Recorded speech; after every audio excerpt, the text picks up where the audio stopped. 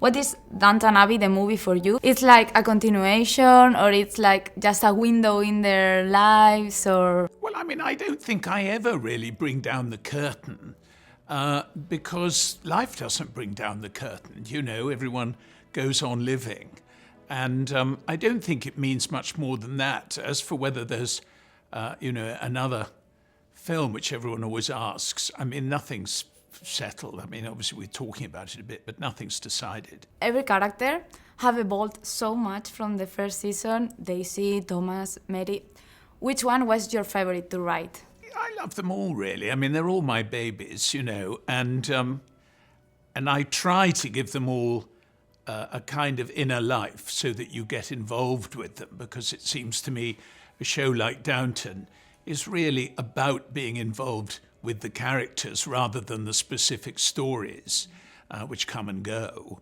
And so, I get involved with them too. And at this stage, I mean, I started working on Downton 10 years ago or more. And so they've been very much part of my life for quite a long time now. I mean, obviously Maggie's fun to write because she always gets the lines so clearly and she understands. You never have to explain anything to her. You never have to explain why it's funny or anything like that. She gets them spot on.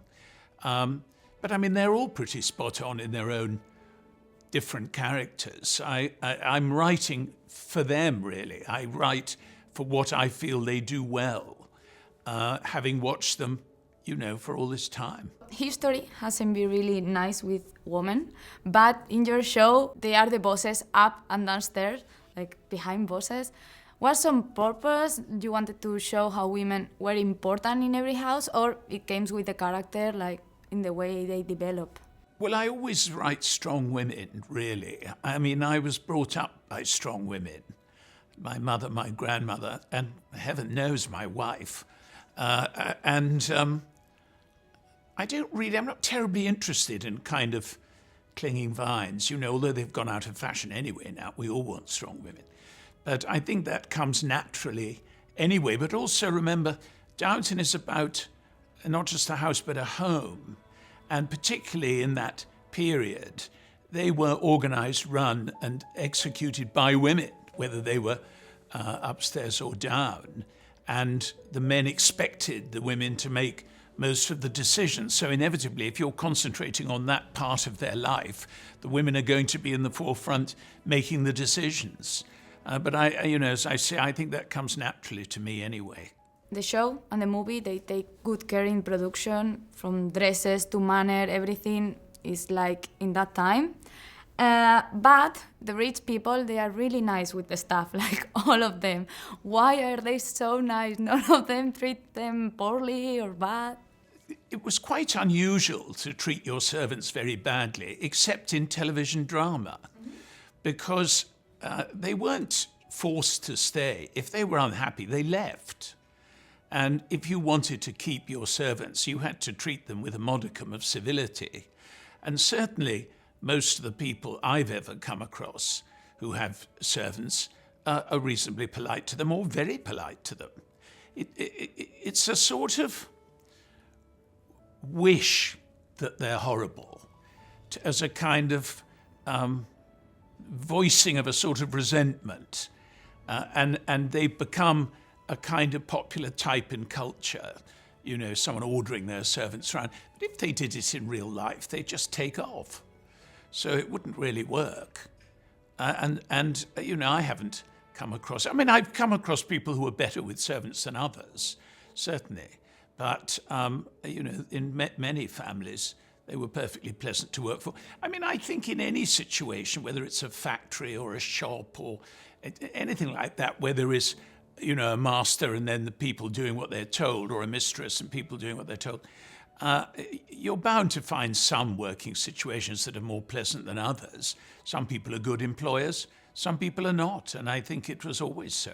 The show started in 1912. We are in 1927 now, and almost everything happened to them is as seen like history through this family, like a Forrest Gump from English people.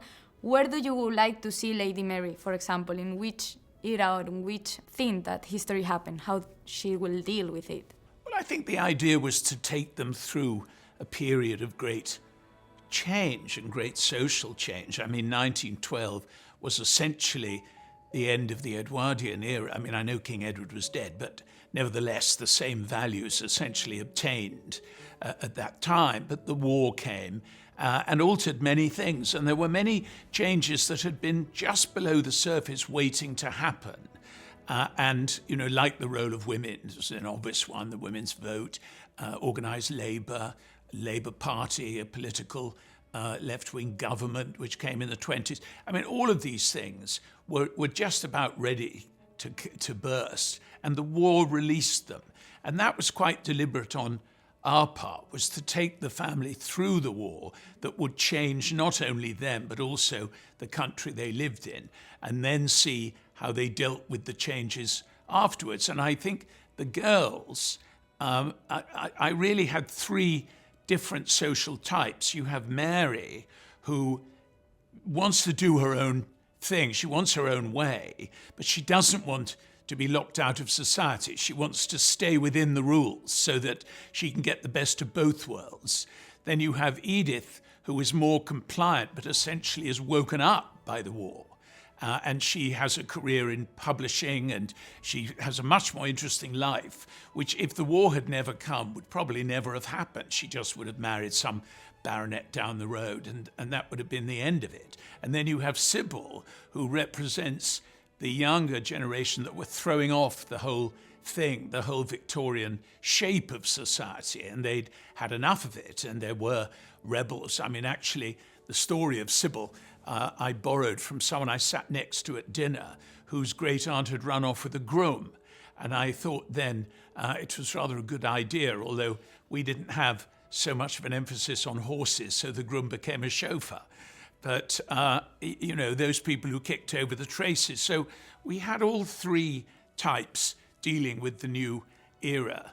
And Mary gradually getting the sense of her own strength and her own competence. And because it naturally falls to her to run the estate, her son is the heir now, her father is getting on a bit, someone's got to take the reins. And although she doesn't inherit the title, she does inherit the responsibility. And that was what we wanted to show in the film, that now she is in the driving seat. And I think Michelle does it very well. Remember to pray for us. I'll put in a word.